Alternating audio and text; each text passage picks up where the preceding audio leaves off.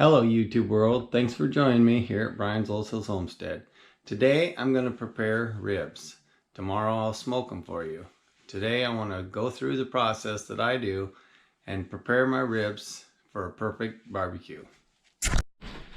Okay, first off is what I do with my ribs is I go and take this membrane off the back of the ribs.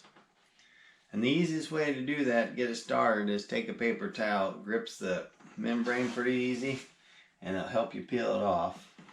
So I'll do that process real quick.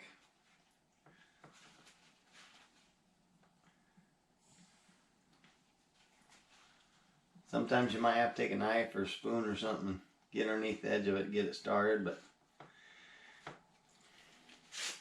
usually I don't have too much trouble getting it started.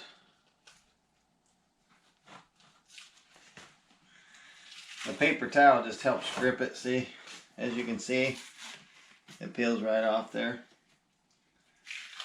If you try gripping it with your fingers, it's really slippery lots of times and don't want to come off. It's as simple as that. I give it to the dogs for a treat. They like it.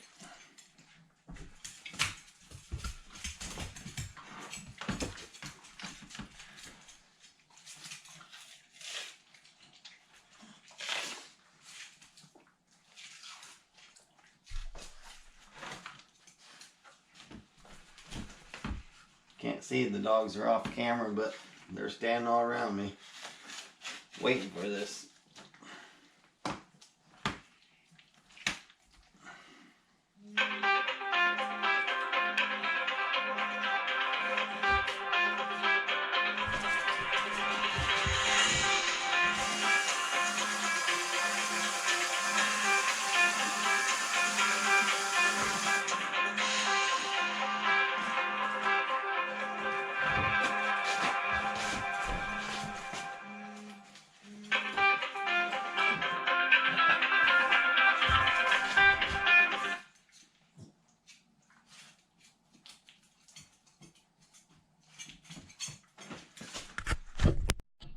Okay, YouTube world, this is what happens when you get interrupted trying to do a project. I was filming, as you heard in the video earlier at the beginning of this video. My phone was ringing. It was my stepdad calling, telling me to be sure and pick up a slop bucket from the house because they left and went on vacation. And they keep scraps, table scraps and such for my pig. Well, I went and answered the phone, of course. Didn't get my camera set right. During the process of me telling you how to do the ribs, showing you how to pull the membrane off, and then what the next step was, coat them good with mustard, and you can use any type of mustard, which I use just the cheapest yellow mustard I can find. It's just usually basically a base to put on your ribs to get the rub to stick. Well, I done that process thinking I was filming and I wasn't. And I smeared mustard all over on the ribs, top and bottom side, along the edges, and then I sprinkled on my rub. You can use pretty much any kind of rub you want. You can buy it at the store. They have a lot of different brands out there.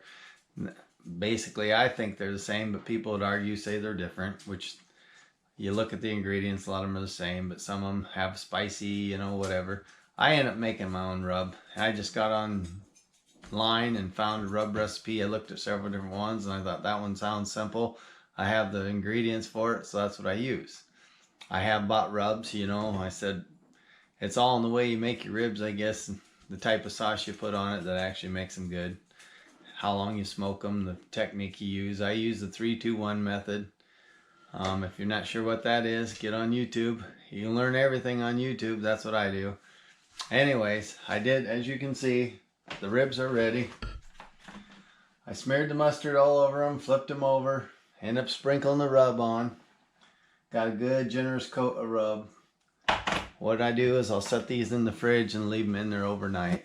And tomorrow I'll put them on the smoker for you guys and show you the process I go through there. I'll mix up some barbecue sauce. I have a few ingredients I use when I make my sauce, and I actually use the store-bought sauce, but I doctor it up.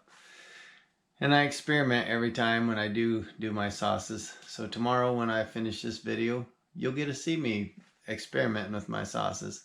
And then I'm going to take these ribs to a couple guys I know and let them do the taste test. He has one of my friends, well, both of my friends have had my ribs before.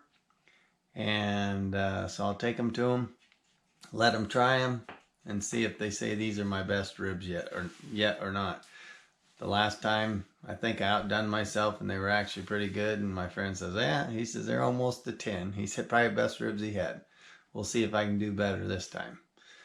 Anyways, I'll finish this video tomorrow. Thanks.